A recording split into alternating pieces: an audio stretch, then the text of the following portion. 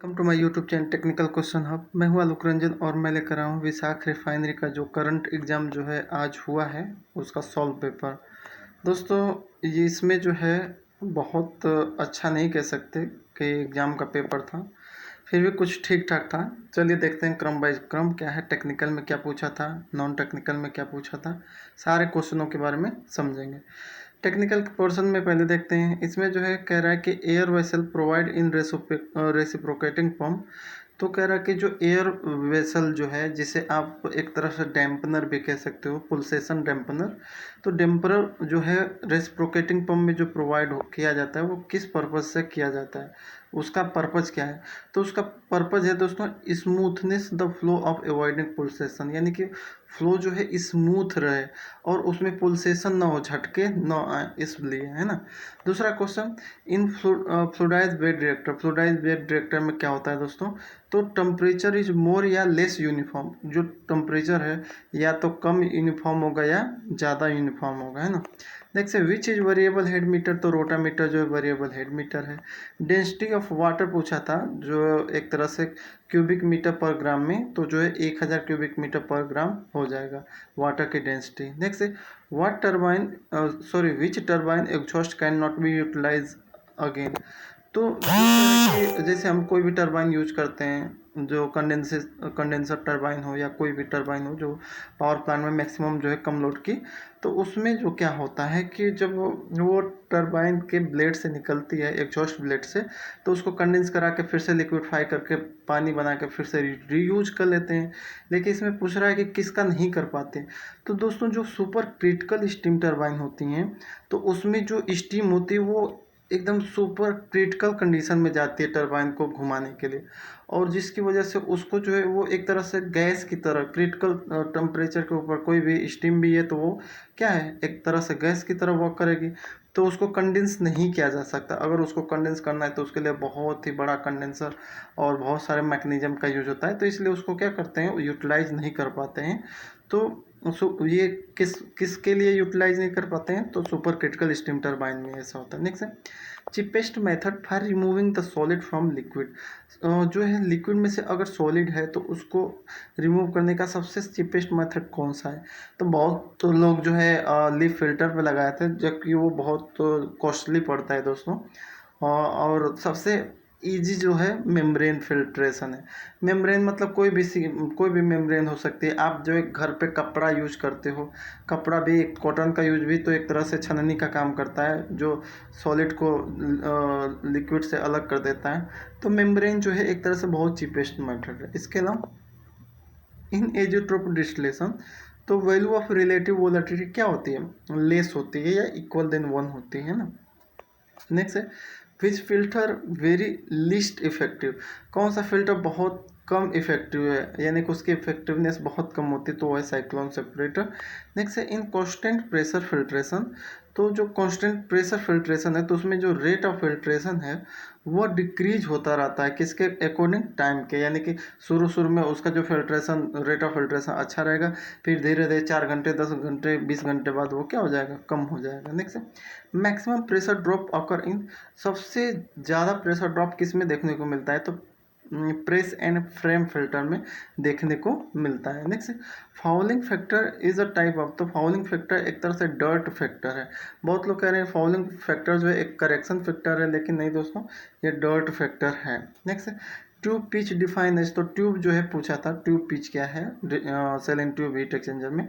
तो shortest centre to centre distance को हम जो कहते हैं एक तरह से ट्यूबों के बीच, उसे ट्यूब पिच कहते हैं। नेक्स्ट LMTD करेक्शन फैक्टर कहाँ पे यूज होता है। LMTD correction factor use for, तो ये कहाँ यूज होता है, तो ये मल्टीपास हीट एक्सचेंजर में यूज होता है। Next pump which can recirculate the liquid. ये उसमें जो है ऑप्शन बहुत सारे थे, सेंट्रीफ्यूगल था, पॉजिटिव था, रोटरी था। तो जो सर्कुलेट कर सकता है लिक्विड को वो है दोस्तों सेंट्रीफ्यूगल, इसके अलावा और कोई नहीं कर सकता। नेक्स्ट मिनिमम रिफ्लक्स इन डिस्टिलेशन कॉलम रिक्वायर्ड। अगर मिनिमम रिफ्लक्स कब होगा, यानी कि जब हाई प्योरिटी एक तरफ से मिल रही है, तो उसके लिए जो है इन्फिनिटी नंबर ऑफ ट्रैक जो है इन्फिनिटी लगेंगी। नेक्स्ट है air inlet in wet cooling tower from. जो एयर इन होती है कूलिंग टावर में, नेचुरल कूलिंग टावर की बात उसने कहा था, तो वेट नेचुरल कूलिंग टावर में जो है एयर इनलेट होते हैं, कहाँ से होती है? तो ये दोस्तों लूवर्स जो लगी होती हैं, लूवर्स से ही वो इन होती है। और ब्लोअर भी दिया था, तो ब्लोअर जो है फोर्स कन्वेक्शन में, फोर्स ड्राफ्ट जो है कूलिंग टावर में यूज होगा, लेकिन नेचुरल में जो है लोअर से ही इंटर करती हैं सब सारी एयर। नेक्स्ट है type of cooling tower which are use in thermal power plant. तो थर्मल पावर प्लांट में जो है हाइपर नेचुरल ड्राफ्ट जो है नेचुरल ड्राफ्ट कूलिंग टावर का यूज होता है। नेक्स्ट है पोर्टेबल जो है थर्मोमीटर इज पोर्टेबल या डोमेस्टिक पर्पज के लिए कह लीजिए। तो ये कौन सा जो है थर्मोमीटर है? तो दोस्तों मर्करी इन ग्लास ट्यूब, जैसे हम जो है डॉक्टर के पास जाते हैं तो वो हमारे मुंह में जो है बुखार आने पे जो है मरकरी जो है मरकरी ग्लास वाला ही तो रख देता है। तो ये है पोर्टेबल यानी कि डोमेस्टिक जो घरेलू उपयोग है, तो ये होगा सही। नेक्स्ट है ionization gauge is use for. तो दोस्तों वैक्यूम मेजरमेंट के लिए आयोनाइजेशन गेज यूज होता है। नेक्स्ट है which is different pressure flow meter. तो डिफरेंशियल प्रेशर फ्लो मीटर क्या क्या है? तो उसमें जो है वर्टेक्स फ्लो मीटर था जो करेक्ट आंसर है। इसके अलावा जो है उसने जो अल्ट्रासोनिक दिया था, इलेक्ट्रोमैग्नेटिक दिया था, मैग्नेटिक दिया था। ये जो है जैसे अल्ट्रासोनिक है तो वो जो है अल्ट्रासोनिक बिहेवियर पे वर्क करेगी, मैग्नेटिक है तो मैग्नेटिक जो पार्टिकल मैग्नेटिक पार्टिकल हैं उन पे वर्क करेगी। तो एक तरह से प्रेशर डिफरेंस पे हमारा वर्टेक्स फ्लो मीटर ही वर्क करेगा, बाकी कोई नहीं। नेक्स्ट है vacuum create bye in piston displacement with the help of. कह रहे कि जो पॉजिटिव डिस्प्लेसमेंट पंप है वहाँ पे जो है सक्शन साइड में वैक्यूम क्रिएट करने के लिए कौन रिस्पॉन्सिबल होता है? तो वो है दोस्तों पिस्टन का मूवमेंट। पिस्टन जैसे आगे जाता है तो वहाँ पे वैक्यूम क्रिएट होता है, तो सक्शन में पूरा लिक्विड भर जाता है, फिर पीछे मूव करता है तो लिक्विड जो है डिस्चार्ज हो जाता है। नेक्स्ट है which type compressor we use in aeroplane. Aeroplane में किस टाइप का कंप्रेसर यूज होता है? तो axial flow rotary compressor use होता है। Next which type of force move the turbine blade. तो कह रहा था इसमें ये क्वेश्चन था कि जैसे स्टीम बनी, स्टीम जो है टरबाइन पे हमने डाल दिया, तो टरबाइन पे जो है स्टीम जैसे डाले टरबाइन के ब्लेड पे तो ब्लेड घूमने लगी, तो उसमें कौन सा फोर्स लगा? तो उसमें बहुत सारे फोर्स दिए थे, तो जिसमें इम्पैक्ट फोर्स सही है।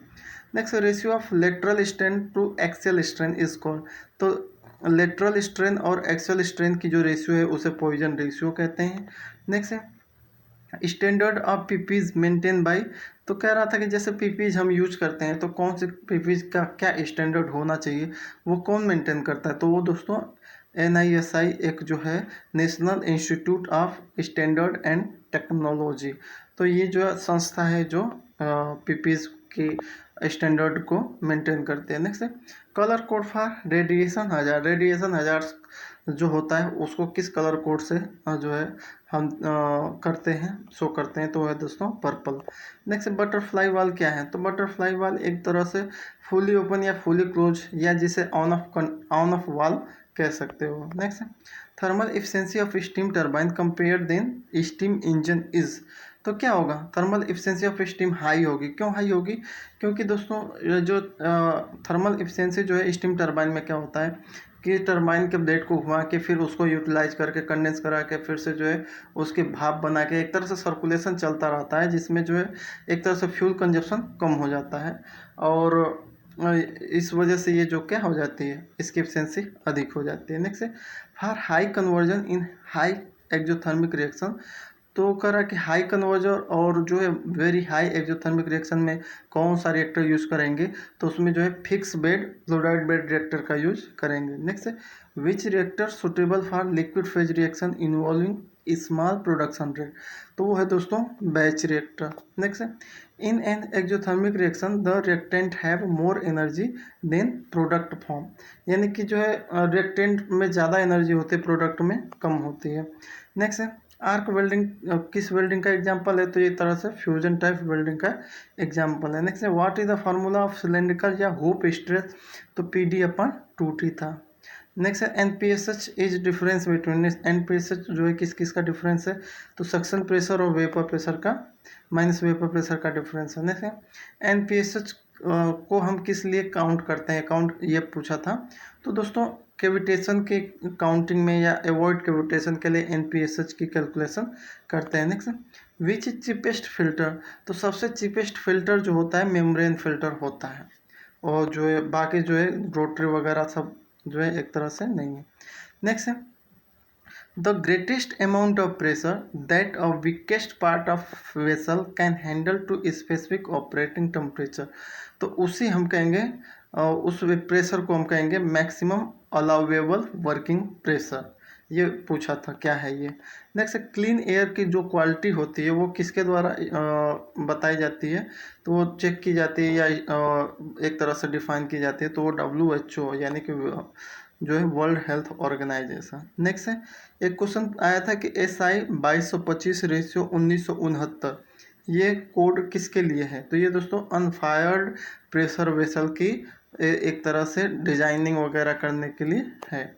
नेक्स्ट है, which type of fire extinguisher use for would या पेपर फायर, यानी कि कह रहा है कि अगर पेपर में आग लगी हो या लकड़ी में आग लगी हो तो उसको बुझाने के लिए किस टाइप का फायर एक्सटिंग्विशर यूज करेंगे, तो वो है दोस्तों वाटर टाइप।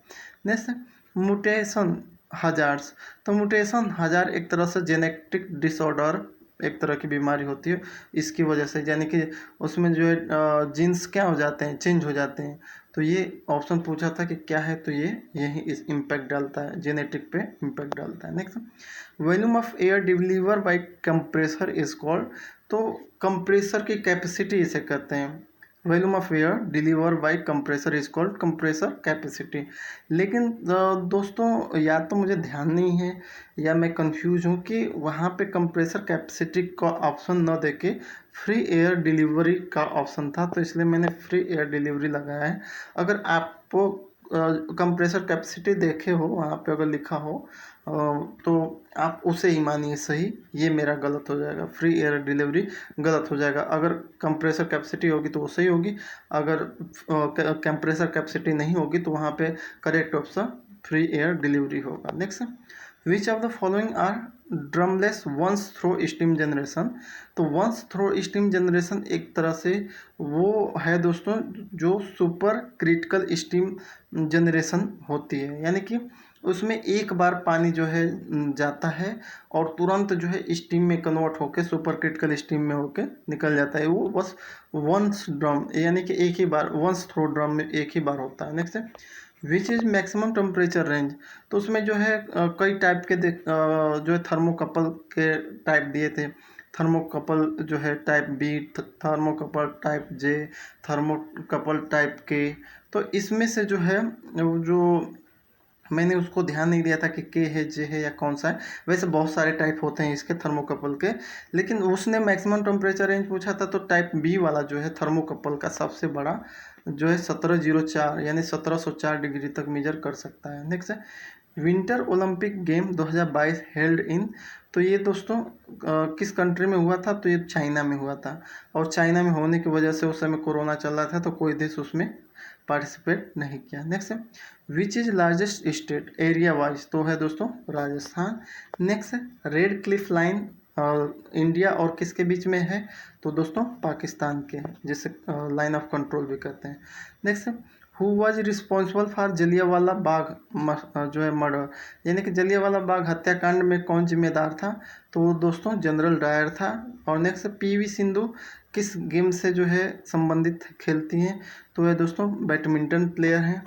नेक्स्ट है, विच स्मॉलेस्ट कॉन्टिनेंट्स, यानी कि सबसे छोटा महाद्वीप कौन सा है, तो वो है दोस्तों ऑस्ट्रेलिया। नेक्स्ट है, फुल फॉर्म ऑफ ATM का फुल फॉर्म क्या है, तो ऑटोमेटेड टेलर मशीन है। नेक्स्ट है, which gas major found in atmosphere, atmosphere में सबसे ज़्यादा कौन सी गैस पाई जाती है, तो वो है दोस्तों नाइट्रोजन 78%। नेक्स्ट है, central bank of India, India का जो सेंट्रल बैंक है वो कौन है, तो ये है दोस्तों RBI, reserve bank of India. Fire triangle, fire triangle क्या है दोस्तों, तो फायर ट्रेंगल जो है हीट, फ्यूल और एयर है। नेक्स्ट है, which type of tube arrangement is very high performance. तो दोस्तों सेल एंड ट्यूब में जो एक तरह से ट्यूब की जो हो अरेंजमेंट होती है तो सबसे अच्छी किसको मानी जाती है, तो ट्रायंगुलर पिच में मानी जाती है। नेक्स्ट, एक्सियल पंप कोई है, तो अगर वो डिस्चार्ज देगा तो डिस्चार्ज जो है कैसा होगा, मतलब एक्सियल, इसमें डायरेक्ट क्वेश्चन पूछा था कि एक्सियल पंप का जो है फ्लो कैसा होगा, तो एक्सियल पंप का जो फ्लो है कैसे होगा दोस्तों, देखिए जब सक्शन वो लेगा तो दो है एक्सियल ही लेगा, लेकिन जब वो डिस्चार्ज करेगा तो वर्टिकली करेगा, तो उसमें जो है एक्सियल और रेडियल दोनों आएंगे। एक्सियल रेडियल था, रेडियल एक्सियल था, एक्सियल एक्सियल था और रेडियल रेडियल था, तो इसमें एक्सियल और रेडियल आएगा। Next, antonyms of alliance. Alliance मतलब होता है गठबंधन, तो गठबंधन का मतलब होता है डिवोर्स यानी कि अलगाव। दूसरा एंटोनिम पूछा था कि डिक्लाइन का जो है एंटोनिम क्या होगा, तो इंक्रीज होगा, लेकिन इंक्रीज के स्थान पे और कोई वर्ड था जो ध्यान नहीं आ रहा, लेकिन ये फ्यूचर में समझने के लिए ध्यान रखिए। मोहन बाई अ, तो ये मोहन बाई और कार होगा, यहाँ पे आर्टिकल भरने को दिया था ए एन और द का। नेक्स्ट है वर्किंग प्रिंसिपल ऑफ फ्लोट, जो है फ्लोट का जो वर्किंग प्रिंसिपल है उसके बारे में पूछा था कि फ्लोट जो है, फ्लोट का डिस्प्लेसमेंट कैसे होता है। तो दोस्तों फ्लोट का डिस्प्लेसमेंट ऐसे होता है कि जैसे जैसे लेवल इंक्रीज होता है, तो लेवल इंक्रीज होने की वजह से जो है फ्लोट पे बायोन्सी फोर्स वर्क करती है, बायोन्सी फोर्स, जिसे उत्प्लावन बल कहते हैं। तो उत्प्लावन बल के कारण जो है फ्लोट ऊपर उठती है और जिससे फ्लोट का डिस्प्लेसमेंट होता है। तो वहाँ पे फोर्स था, यानी कि जो है लेवल इंक्रीज और फोर्स ये होना चाहिए करेक्ट ऑप्शन। नेक्स्ट एक find the odd, odd meaning इसमें ढूंढना था। मिनिएचर मतलब बौना होता है, अंडर साइज मतलब बौना होता है, डवार्फ मतलब बौना होता है, लेकिन जेंट्स का मतलब जो है एक तरह से लंबा होता है, इसका अपोजिट था, तो इसलिए जो है जेंट्स इसका करेक्ट ऑप्शन था। एक सेकंड सॉरी। इसके लिए अब जो है मैथ के, तो मैथ के जो है एक्यूरेट सारे क्वेश्चन तो याद नहीं है दोस्तों, तो आप बस ये समझिए कि जो है इस पे जो है मैथ के क्वेश्चन अभी कुछ मिले हैं कुछ नहीं मिल पाए हैं, तो मिल जाएंगे पूरे तो बना दूंगा इस पे भी।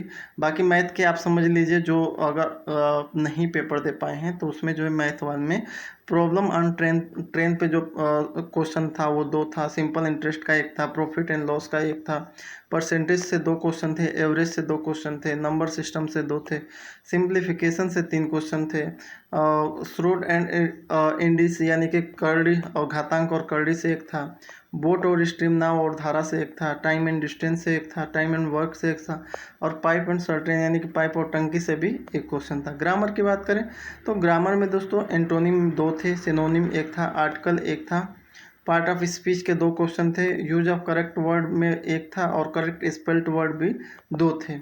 वर्ब फॉर्म जो है एक वर्ब का फॉर्म भी आया था जो एक ही क्वेश्चन था।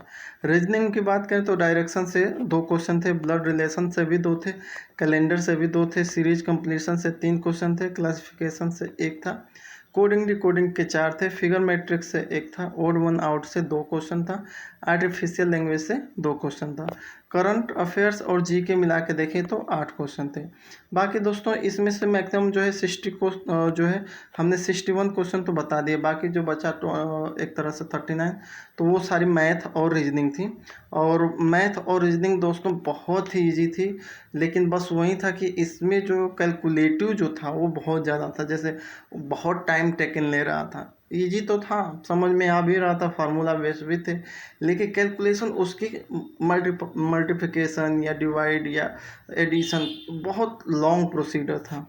तो ये जो है अब देखूंगा तो अभी 4-5 क्वेश्चन हैं, बाकी मिलते ही मैं इसका भी नॉन टेक्निकल भी अपलोड कर दूंगा।